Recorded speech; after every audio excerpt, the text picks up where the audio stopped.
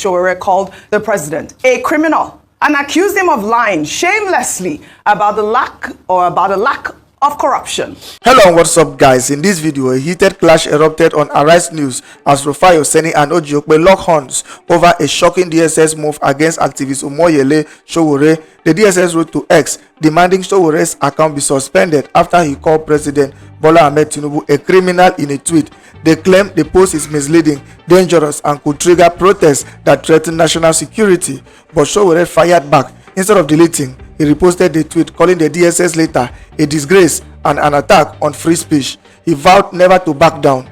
Now here is where things got explosive. Rufai asks why DSS only targets Sowore but ignores others who post worst. He reminded Nigerians how Bayo Onanuga once told Igbos to stay away from Lagos politics, how Abike Dabiri mocked Igbos with insult, and how Edo State Governor attacked Peter Obi's supporters, yet DSS said nothing. Then a tweet resurfaced from Reno Omokri exposing Tinubu's own past insults. Tinubu once called former President Goodluck Jonathan a drunken fisherman and mocked Olusegun Obasanjo as expired milk. Rufai's burning question: if Tinubu could insult past leaders without DSS interference, why is Sowore being targeted for criticizing Tinubu?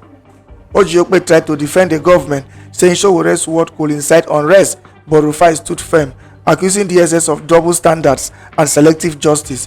The studio turned fiery, with both presenters talking over each other, refusing to back down. So guys, the real question is this: is DSS protecting national security, or are they shielding Tinubu from criticism while ignoring others? Guys, I will let you watch this video for yourself so you can see exactly what I'm talking about. Also, don't forget to like, share, and subscribe to this channel if you haven't already done so. Take a look, guys, and remember to share your thoughts after watching.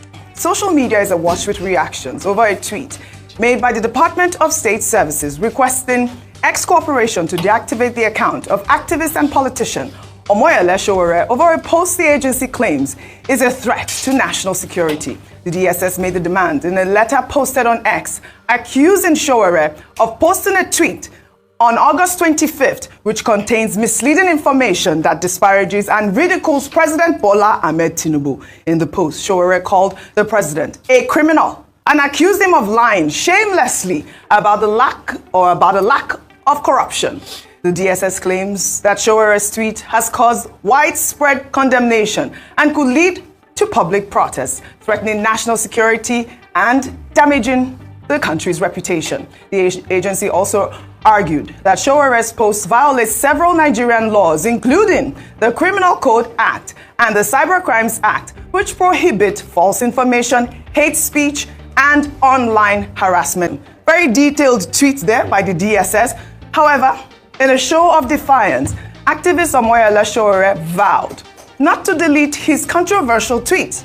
He described the letter from the DSS as an act of national disgrace, an assault on institutions, and on common sense. Sowore claimed he anticipated the letter, pointing to a protest last Tuesday by a group of, he says, hired DSS protesters who had chanted for his arrest and urged him to leave Tinubu alone, expressing outrage over what he called an unconstitutional act by the State Security Service. Sowore went on to post the very tweet he was asked to delete with the caption. Where is that caption? Where is that tweet? Can I have Sowore'S tweet? He wrote on X, "This is the tweet. This morning, X, formerly Twitter, officially contacted me about the despicable threat letter they received from the lawless official DSS over my tweet below on Tinubu. One option I will not be taking is deleting that tweet. Thank you at X." I have been a very big advocate of the DSS and what they've been doing in stemming the tides of insecurity. But if I'm going to give honest counsel, this was not the right way to go about it. And this is sad. You see, what they have now done is, a lot of people might not even seen Sowore'S tweets. He said he tweeted it on the 27th. Yes. 26th of August. I think it was 25th. I saw it. What are we today? Yes. What are we today? 8th. I only knew about the tweets because they started talking about it and the letter they wrote over the weekend. That's when you saw Sowore'S tweet. I didn't even know that he tweeted anything of that nature. This is not the way to go about it, because you see, we live in a country where when we want to look at things on the pedestal of fairness, yes, What I would just say is, it wasn't right to have called the president a criminal.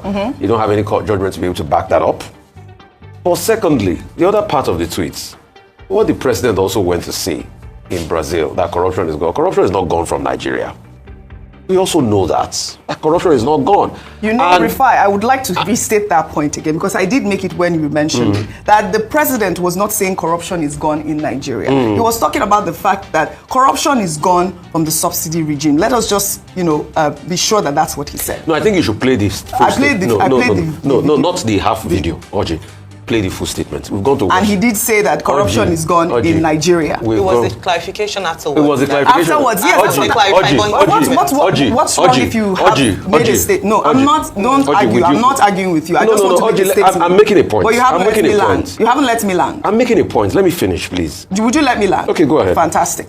There's nothing wrong with making a statement, and you go back and clarify it. So on this position is what I'm saying, that the president was talking about corruption gone during the subsidy regime. That's all I'm saying. Ojy, you are factually incorrect. Okay, go ahead. I put it to you, you are factually very incorrect. Go ahead. Because the point is, in the video, he stated it clearly that corruption was gone.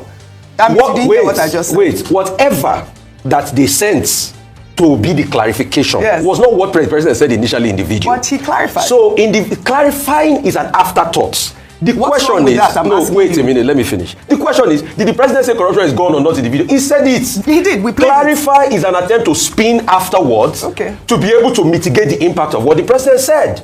And why must we have a country that when the president speaks, we are clarifying every time? That's just it. So as regards that video, you are factually incorrect. It was a clarification that you were bringing forward. I'm not factually incorrect. You factually did not hear me correctly. I stated properly. No, let me speak. No, we can't argue. I stated properly. If you can calm down and listen to me. Yes. We played a video here. Yeah. And the video said corruption is gone. The next day, I came on this set to present the clarification from the federal government. And I stated to you, what is wrong with making a statement and going back to correct it? And you said that we cannot keep making statements and correcting it. Ojy, I deal with facts. So what do you mean I'm factually correct? The factual disposition of the video shows that the president said corruption is gone. Okay, I have said that already. Okay, so let me proceed. I think what would matter to me. There are many points. No, I'm not finished speaking. You cut me in half the way. Because you were trying to prove your point, Ojy. You cut me in half the way. Okay. What I'm trying to say is, Ayo, please let me make my point and let me make it till the end. The president said corruption is gone. That's what he said. You are repeating in the video. What Sowore'S is replying to was the fact that the president said corruption is gone. Factually, that was not correct. He might put a clarification as an addendum afterwards. Secondly, on my point on the DSS, what is happening is the fact that when you start to say, okay, let's cherry pick, people will now ask you, what about what is happening in Edo where NSCDC officials were killed? Why do we talk about? What about the people inciting violence online? Because the DSS statement talked about inciting violence, and the next thing, you are not doing anything. We are in this country when Bayo and Onuga came out openly to say that this should be the last time the Igbo should put mouth in Lagos politics. Right. And he also doubled down on the statement. Why didn't we have a level of control and contrition? So that's why I said going through this route is a route that will not benefit anybody. All right. That's just my point. That's your point. Can I just make a point? And highlighting what Rufai has said, which is quite apt. The fact that there are so many other ex-users that have made these sort of derogatory remarks or even, statements, it's quite apt because the DSS should go after everybody and not cherry pick, which I like as well. But I would like for you to buttress the point I was making I just wanted to say that for me, what would really matter would be when Sowore'S made the statement, after the clarification or before. He made it before. Before the clarification. So, it was before the clarification, then I can understand why he put it. But following the clarification, I do believe that if he continues down that path, then he's just deliberately wanting to attack what has already been clarified. Yes, it's not a good look for the president's statements to be frequently clarified, but he does have the right to do so. He does. You can speak off the cuff, and then you can clarify your statement in his defense, because we've seen situations where they make a statement and they stand by that statement. Irrespective, so do whatever you want to do. They stand by that statement. So following the facts, then I would say, okay, I understand where they're coming from, but I totally agree that the challenge with this is selective justice and selective action, which the DSS has been accused of doing. But beyond that, I must say that there's no one that's above the law. In 2021, the president of the United States account was banned by Twitter itself, following statements that were deemed to be inflammatory when he talked about the calling patriots the people who invaded, Capitol Hill. So it does happen, and that's why they called for an outright ban, that if this account consists consistently misleads people or could instigate, unrest based on information that is not fully correct, then they can take an action. However, I do hope that the DSS, since they want to be, they are really, the action is there to clamp down on hate. They can't cherry pick. If they are doing it to show that it is not targeted and agreeing with what he says that he has been a target since NSAS, they need to ensure that a lot of people, and I can give them a lot of handles, whether it is causing ethnic division, inciting ethnic, rhetorics, there are a lot on So the Cyber Crimes Act just came into law, right? And we hope that we follow up with the DSS and they follow those, accounts that have, shared inflammatory statements, bigoted statements that we have seen so far, government officials as well. So Dr. Mati, I'll come to you. Okay, two ways to look at this. From the perspective of government, the concern of the Department of State Security is that we have a law in place, the Criminal Code, the very controversial Cyber Security Act, Sections 18, 22, and 24. Section 24 being the most controversial, particularly as it has been applied by the police.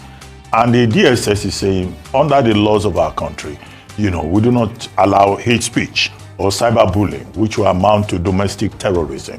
And that they, in their own consideration, think that Sowore calling the president of Nigeria a criminal when he has not been so declared by a court of law is beyond the pale. And that was why they wrote to X, managers of X, to say, delete that particular tweet and in fact suspend his account.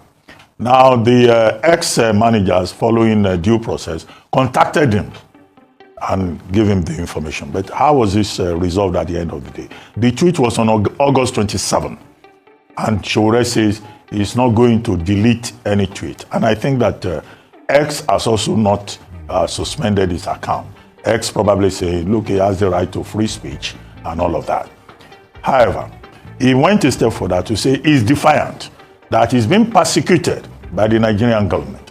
And his supporters will say that, in fact, there's probably a case of persecution here from the protest at the toll gate, NSAS, from NSAS protest to arraignment in court to, invitations by the police. And now he says the DSS has also now joined. But that the struggle for him continues. Whether they imprison him or they take him to court or they delete his Facebook account or they delete his X account, that he is committed to the struggle. So, people like Sowore, they are of a different type. He's also an opposition politician. And he says, this is where I stand in this matter. So where do you draw the line, theoretically now, between the right to free speech and the laws of the land that talk about his speech, and where is the responsibility of government in enforcing these laws? It's a very tight rope. There's no way you will swing and you will not end up, being accused of taking sides in the matter. However, what is important is that while the government has a responsibility to respect the boundaries in terms of the rights of the individual, individuals also, while expressing their rights under Section 39 of the Constitution, must also realize that, look, where your right stops is where other people's rights begin. And that is why government, individuals, they have the recourse, if they have been defamed, to, under the same laws that the state is quoting, to defamation. The president of Nigeria can sue. If you call him a criminal, you can be asked to come and prove it in a court of law. If you defame another person using social media, you can be sued to come and prove it. So it's a very delicate balance in respecting the rights of individuals and also upholding the law. All right, you know that Sowore also accused the Tinubu regime of using the Nigeria police force to systematically harass, torture, and persecute him. These tweets have gone viral.